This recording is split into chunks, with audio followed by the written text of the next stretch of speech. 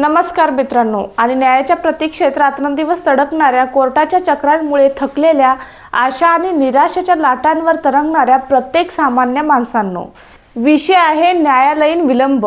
म्हणजे कोर्टात खटले इतक्या वर्षांनी निकाली का येतात? 20 वर्ष, 30 वर्ष, कधी कधी तर 40 ते 50 वर्षेही. आणि या सगळ्या विलंबाला जबाबदार कोण आहे? न्यायाधीश, वकील, सरकार की जुने कायदे स्वतः? मी आज कोणालाही एकटं दोषी ठरवणार नाही, पण मी तुम्हाला सगळं साखळीने एक एक मुद्दा उलगडून सोप्या शब्दात खऱ्या आकडेवारीसह खऱ्या जीवनाच्या उदाहरणांसह सांगणार आहे. हा विषय आपल्या आयुष्याचा, आपल्या कुटुंबाचा, आपल्या समाजाचा आहे. चला सुरुवात करूया. 1. आजची परिस्थिती. आकडे बोलतात आणि ते खूपच कठोर बोलतात. आज 2026च्या सुरुवातीला भारतात 5,40,00,000हून अधिक खटले न्यायालयात प्रलंबित आहेत. हे आकडे नॅशनल ज्युडिशियल डाटा ग्रीडवर रोज अपडेट होतात. जिल्हा कोर्ट आणि तालुका कोर्ट सुमारे 4,80,00,000 खटले, हायकोर्टात सुमारे 63 ते 65 लाख खटले, सुप्रीम कोर्टात सुमारे 90,000 ते 95,000 खटले. आता हे फक्त संख्या नाहीत. याचा अर्थ काय होतो? 1.8 लाखाहून अधिक खटले 30 वर्षापेक्षा जुने आहेत. 12 ते 15 लाख खटले 20 वर्षांपेक्षा जुने आहेत. 40 ते 45 खटले 5 वर्षांपेक्षा जास्त जुने आहेत. सिव्हिल खटल्यांपैकी 71 ते 72 खटले 1 वर्षापेक्षा जास्त जुने आहेत. क्रिमिनल खटल्यांपैकी 74 ते 75% खटले 1 वर्षापेक्षा जास्त जुने आहेत. म्हणजे एकदा का तुम्ही कोर्टात केस दाखल केली तर तुमच्या पुढच्या पिढीपर्यंत तो खटला चालू राहू शकतो. एखादी बाई बलात्काराची तक्रार करते तेव्हा तिचं वय 25 असतं. न्याय मिळतो तेव्हा ती 50 ते 60 वर्षांची झाल्यावर.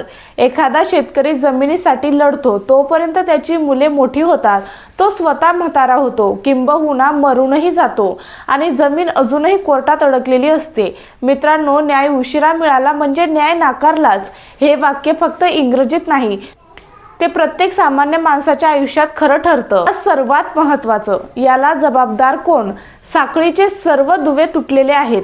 आता मुख्य प्रश्न, यासाठी जबाबदार कोण आहे? मी प्रत्येकाला वेगवेगळे समजावून सांगते. पहिले, न्यायाधीश किती जबाबदार? न्यायाधीशांना दोष देणं सोपे आहे, पण सत्य हे आहे की ते स्वतःही या व्यवस्थेचे बळी आहेत. भारतात प्रति 10 लाख लोकांमागे फक्त 21 ते 22 न्यायाधीश आहेत. जागतिक सरासरी आहे 50 ते 55. अमेरिकेत तर 100हून अधिक, जर्मनीत 80हून अधिक. म्हणजे भारतात एका न्यायाधीशावर 50 ते 60 हजार लोकांचा भार येतो. एका न्यायाधीशाला दररोज 50 ते 150 खटल्यांची सुनावणी करावी लागते. काही ठिकाणी एकाच दिवशी 300 ते 400 खटले असतात. एखाद्या खटल्याला सरासरी 1 ते 3 मिनिटे मिळतात. मग कसं नीट पुरावे समजून घेणार? कसं साक्षीदारांचं म्हणणं ऐकणार? त्यामुळे न्यायाधीश ओव्हरलोड आहेत. ते आळशी नाहीत, ते अशक्य परिस्थितीत काम करत आहेत. पण हो, काही वेळा ते सहज सुनावणी पुढे ढकलतात. काही वेळा त्यांच्याकडूनही गंभीर दिरंगाई होते, पण मुख्य दोष त्यांचा नाही. त्यानंतर वकील, यांचं प्रमाण किती मोठं आहे? वकील मंडळींची जबाबदारी खूप मोठी आहे. सर्वात सामान्य कारण ज्यामुळे खटले लांबतात, काउन्सिल नॉट प्रेझेंट किंवा काउन्सिल सिक अडजमेंट. एकच खटला 50, 100 किंवा 150 सुनावण्या होऊ शकतात. फक्त वकिलांच्या मागणीनुसार पुढे ढकलले जातात. श्रीमंत क्लायंट असला तर अपील, स्टे, इंटेरियम ऑर्डर सगळं चालू राहतं, कारण वकिलांना पैसे मिळत राहतात. गरीब क्लायंट असला तर बरेचदा वकील गंभीर प्रयत्न करत नाहीत. वकिलांची संख्या भारतात 12 ते 15 लाख आहे, पण ते सिस्टीम सुधारण्यासाठी एकत्र येत नाहीत.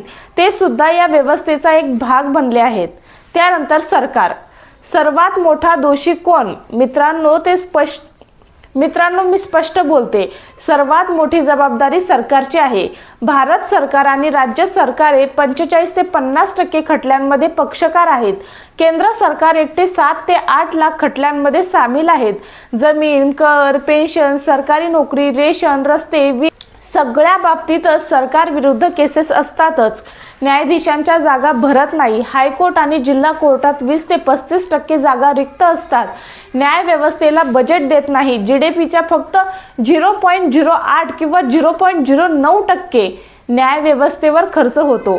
कोर्ट रूम्स अपुरी, स्टाफ कमी, संगणक जुने, इंटरनेट नाही, पोलीस चार्जशीट उशिरा सादर करतात, पुरावे हरवतात, साक्षीदार फिरतात, फॉरेन्सिक रिपोर्ट 2 ते 3 वर्षांनी येतात, सरकार स्वतः अनावश्यक अपील करते, एकदा हरले तरी लगेच अपील, मग तेही हायकोर्टात हरले तरी सुप्रीम कोर्टात, खटला 15 ते 20 वर्ष चालतो. म्हणून सरकार हा सर्वात मोठा लेटिगंट आणि सर्वात मोठा डिले क्रिएटर आहे. त्यानंतर कायदे आणि प्रक्रिया हेही जबाबदार आहेत का? तर हो, खूप मोठ्या प्रमाणात. आपले कायदे 150 ते 200 वर्ष जुने आहेत. IPC, CRPC, एव्हिडन्स ॲक्ट वगैरे. नवीन कायदे आले तरी प्रक्रिया अजूनही जटिल आहे. अपीलची साखळी खूप लांब आहे. त्यानंतर तालुका कोर्ट, जिल्हा कोर्ट, हायकोर्ट, सुप्रीम कोर्ट, प्रत्येक स्तरावर नवीन सुनावणी, नवीन पुरावे, नवीन युक्तिवाद. जमीन विवाद हे 60 ते 65% सिव्हिल केसेस आहेत आणि जमिनीचे कायदे अजूनही 1950 किंवा 60च्या काळात अडकलेले आहेत. सामान्य माणूस यात कसा चिरडला जातो? मानसिक त्रास, दर सुनावणीसाठी कोर्टात जाणे, वर्षानुवर्षे तणाव, झोप न लागणे, डिप्रेशन, आर्थिक नुकसान, वकील फी, प्रवास खर्च, काम सोडणे, कर्ज वाढणे. त्यामुळे सामाजिक नुकसान होते, समाज टोमणे, कुटुंबात भांडणे, मुलं शिक्षणात मागे पडणे, न्यायावरील विश्वास उडणे, न्याय मिळतच नाही असा विचार येतो. लोक स्वतःचा न्याय करू लागतात, मॉब लिंचिंग, बदला वगैरे. त्यानंतर उपाय. आता काय करायचं? न्यायाधीशांची संख्या दुप्पट तिप्पट करा. न्याय व्यवस्थेचं बजेट GDPच्या किमान 1% तरी करा. कोर्ट पूर्ण क्षमतेने राबवा. सर्व सुनावणी ऑनलाईन, कागदपत्र डिजिटल, फास्ट ट्रॅक कोर्ट आणि मध्यस्थी केंद्र वाढवा. सरकारने अनावश्यक अपील बंद करा. कायदे सुलभ करा. प्रत्येक प्रकारच्या खटल्याला कठोर टाइम लिमिट लावा. वकिलांना अडजमेंटसाठी दंड लावा. मित्रांनो, हे सगळे बदल एका दिवसात होणार नाही, पण हे बदल लोकांच्या दबावाने होतात. तुम्ही एकटे नाहीत, लाखो लोक यातून जात आहेत. आपण एकत्र बोललो, एकत्र लिहिलं, एकत्र विचार केला, एकत्र सरकारला प्रश्न विचारले तर बदल होईल. न्याय हा हक्क आहे, दया नाही. न्याय लवकर मिळाला तरच तो न्याय असतो. धन्यवाद. आणि आता तुम्ही बोलण्याची वेळ आहे. तुमच्या मनात काय आहे ते स्पष्ट सांगा.